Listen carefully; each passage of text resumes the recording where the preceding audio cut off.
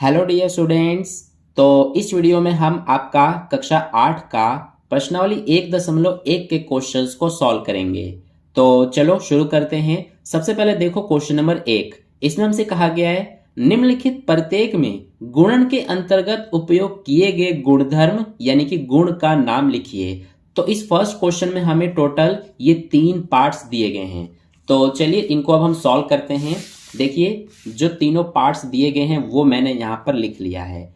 अब first question में हमें ये दिया गया है। सबसे पहले है -4/5 गुणा में 1, यानी कि -4/5 का 1 से गुणा हो रहा है और फिर यहां पर 1 का गुणा हो रहा है -4/5 से। ठीक है, तो इस दोनों को देखिए, ये वाला जो है हमारा और ये वाला, दोनों में जो नंबर है वो तो बिल्कुल सेम है। -4/5 और 1 इसमें भी है और -4/5 और 1 इसमें भी है। बस फर्क क्या है, डिफरेंट क्या है दोनों में, कि इसमें -4/5 पहले है और इसमें बाद में है। अब सबसे पहले हम इसको लेते हैं, यानी कि जो हमारा -4/5 गुणा में 1 है, इसको ले करके और मैं आपको सॉल्व करके दिखा रहा हूं क्या आएगा।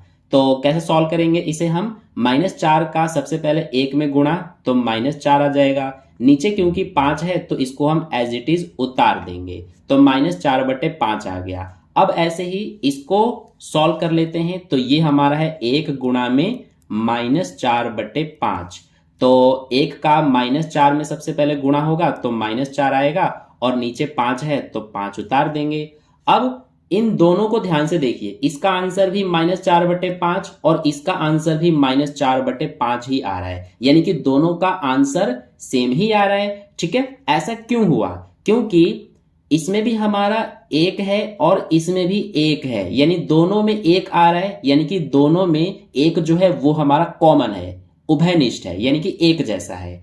तो इसीलिए हम ये कह सकते हैं कि 1 हमारा क्या है, गुणात्मक तत्समक है। तो इसीलिए हम यहां पर लिखेंगे कि 1 गुणात्मक तत्समक है। ठीक है, तो ये जो है यही हमारा आंसर हो जाएगा। हमसे क्वेश्चन में बस यही पूछा गया था कि गुणधर्म का नाम बताइए, तो हमारा यही वो गुणधर्म है जो कि इसमें हमारा लग रहा है। ठीक है, तो इसीलिए फर्स्ट का आंसर हो जाएगा 1 गुणात्मक तत्समक है। तो ये हो गया हमारा आंसर कंप्लीट। आई होप आपको ये समझ में आ गया कि कैसे हमारा ये फर्स्ट पार्ट सॉल्व हुआ है। ठीक है, अब देखिए सेकंड पार्ट पर चलते हैं। ये हमें सेकंड पार्ट में दिया गया है क्वेश्चन। इसमें क्या है कि -13/17 का गुणा हो रहा है -2/7 से, और यहां पर भी देखिए बराबर के इधर ये वाला और बराबर के इधर ये वाला, दोनों में जो नंबर है वो हमारा सेम है। इसमें भी -13/17 है, इसमें भी है, इसमें भी -2/7 है और इसमें भी है। बस इसमें डिफरेंट क्या है, फर्क क्या है कि इसमें -13/17 पहले है और इसमें बाद में है, और इसमें -2/7 बाद में है, इसमें पहले आ गया है।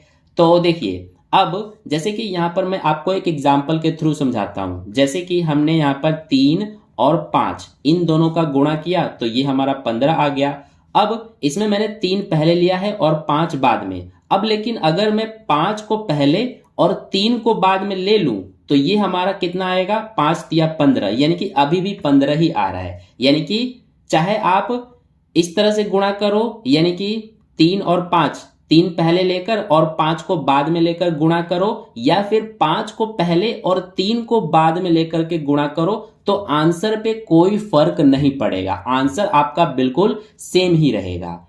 ठीक है, तो इसमें हमारा सिर्फ क्या हुआ है कि जो नंबर है जो पहले नंबर पे था उसको दूसरे पे हमने यहां कर दिया, और जो दूसरे पे था उसको पहले पर। तो हमने क्या किया है कि क्रम चेंज किया है। तो इसीलिए इसमें हमारा जो गुणधर्म लग रहा है वो क्रम विनिमयता वाला गुणधर्म लग रहा है। तो इसका आंसर हो जाएगा, इसके आंसर में लिखेंगे हम क्रम विनिमयता। ठीक है, तो ये आंसर हो जाएगा हमारा सेकंड पार्ट का, क्रम विनिमयता। इसके बाद चलते हैं थर्ड पार्ट पर। थर्ड पार्ट में देखिए ये हमें क्वेश्चन दिया हुआ है -19/29 गुणा में 29/-19 बराबर में 1 है।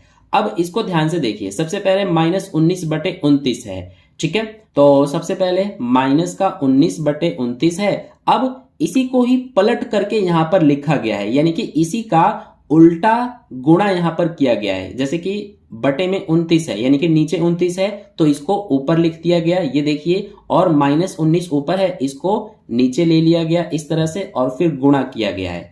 तो सबसे पहले ये 29 के पहाड़े से एक बार में, और ये एक बार में कट जाएगा, ये माइनस से माइनस कटेगा, और ये 19 के पहाड़े में एक बार में, और ये भी 19 के पहाड़े में एक बार में। तो ये 1 गुणा 1 1 आएगा, नीचे 1 गुणा 1 1 ही आएगा, और 1/1 का मतलब 1 होता है। तो इसीलिए इसका आंसर हमारा क्या आ रहा है, 1 आ रहा है। ठीक है, तो ये जो होता है हमारा, इसको हम बोलते हैं गुणात्मक प्रतिलोम। जैसे कि यहां पर मैंने लिया 4/3। ठीक है, अब ये जो 4/3 है, इसका अगर मैं उल्टा इसी में गुणा करूं तो देखिए क्या आएगा। 4/3 है तो 3 को ऊपर ले लूंगा और 4 को नीचे। अब गुणा करेंगे तो ये हमारा सबसे पहले 3 से एक बार में, और ये एक बार में कटेगा, ये 4 से एक बार में, और ये भी एक बार में। तो 1 1 कम 1, और बटे में 1 1 कम 1, यानी कि 1 हमारा आंसर आएगा। ठीक है, तो इस तरह के जो गुणधर्म होता है उसको हम गुणात्मक प्रतिलोम बोलते हैं। तो इसीलिए इस वाले में, इस क्वेश्चन में हमारा जो गुणधर्म उपयोग किया गया है वो हमारा गुणात्मक प्रतिलोम वाला गुणधर्म उपयोग किया गया है। तो इसीलिए इसके आंसर में हम लिखेंगे गुणात्मक प्रतिलोम। ठीक है, तो ये हमारा आंसर हो जाएगा थर्ड पार्ट का। आई होप आपको समझ में आ गया अच्छे से। अब चलते हैं हम इसके बाद नेक्स्ट क्वेश्चन पर। तो नेक्स्ट क्वेश्चन हमारा है क्वेश्चन नंबर 2। इसमें बोला गया है, बताइए कौन से गुणधर्म की सहायता से आप इसको इसके रूप में अभिकलित करते हैं। ठीक है, यानी कि सबसे पहले देखिए यहां पर हमारा ये क्वेश्चन है और इसी को इस तरह से लिखा गया है, और हमसे पूछा है कि कौन सी गुणधर्म की सहायता से हम इसको इस तरह से, यानी इस रूप में अभिकलन करेंगे। तो चलिए अब इसको हम सॉल्व करते हैं। देखिए इस क्वेश्चन को हम कैसे करेंगे। ये हमारा क्वेश्चन नंबर 2 है। हमें जो दिया है वो हम लिख लेते हैं। हमें 1/3 गुणा में 6 गुणा 4/3 ये दिया गया है, और फिर यहाँ पर बराबर का निशान लगा करके, और आगे हम लिखेंगे जो हमें दिया है 1/3 गुणा 6, और फिर गुणा में 4/3। ठीक है, सॉरी ये 4/3 है।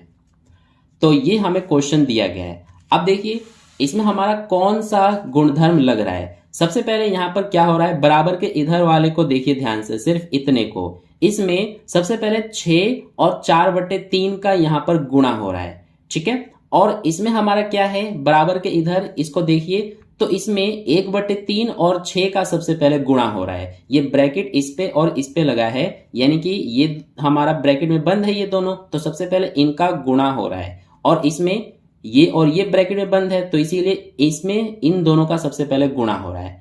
ठीक है, तो देखिए अब मैं आपको सबसे पहले एग्जाम्पल के थ्रू समझाता हूं। जैसे यहां पर मान लीजिए हमारे पास 3 संख्याएं हैं, 2, 3 और 4। अब अगर मैं 2, 3 और 4 को इस तरह से लिया, और मैं अगर आपको गुणा करके दिखाऊं इनका, तो सबसे पहले मैं 3 और 4 का गुणा करूंगा, तो 2 को उतारेंगे, ये गुणा 3 चौक 12। अब 2 और 12 का गुणा करने पर 24 आएगा। अब ऐसे ही मैं क्या करूंगा, अब कि 2, 3 और 4 को लेकर के अब सबसे पहले 2 और 3 का गुणा करूंगा, तो ये हो जाएगा 2 तिया 6, गुणा में क्या है 4, तो ये हो जाएगा 6 चौक 24। देखिए 24 इस तरह से भी आया और 24 इस तरह से भी, यानी कि दोनों में से किसी भी तरीके से जब आप करोगे तो आपका आंसर एक जैसा ही आएगा, सेम आएगा। ठीक है, इसमें हमने बाद की दोनों संख्याओं को सबसे पहले गुणा किया था, लेकिन इसमें शुरू की 2 संख्याओं को सबसे पहले हमने गुणा करके आंसर निकाला, तो आपने देखा कि आंसर दोनों ही सिचुएशन में एक जैसा ही आया है। ठीक है, तो इसीलिए सेम ऐसे ही इसमें भी हो रहा है। सबसे पहले इसको देखिए ध्यान से, जो नंबर है वो तो सेम है, इसमें भी और इसमें भी एक जैसे ही नंबर है, संख्याएं हैं। ठीक है, तो इसमें बाद की 2 संख्याओं का सबसे पहले गुणा किया जा रहा है, और इसमें शुरू की 2 संख्याओं का सबसे पहले गुणा किया जा रहा है। तो इसीलिए इसमें जो हमारा गुणधर्म लग रहा है वो सहचारिता वाला गुणधर्म लग रहा है। ठीक है, तो सहचारिता ये हमारा आंसर हो जाएगा सेकंड क्वेश्चन का। ठीक है, बस इसमें हमसे यही पूछा था कि कौन से गुणधर्म की सहायता से हम इसको इसके रूप में अभिकलन करते हैं। ठीक है, तो इसका आंसर हो जाएगा सहचारिता गुणधर्म से। तो इस तरह से हमने जो हमारा प्रश्नावली 1.1 है उसको कंप्लीट कर लिया। आई होप आपको अच्छे से समझ में आ गया। तो वीडियो को एक लाइक जरूर कर देना, अपने दोस्तों के साथ भी शेयर कर देना, और अगर आपने चैनल को सब्सक्राइब नहीं किया है तो सब्सक्राइब करके बेल आइकन प्रेस कर लेना। तो मिलते हैं अगली वीडियो में।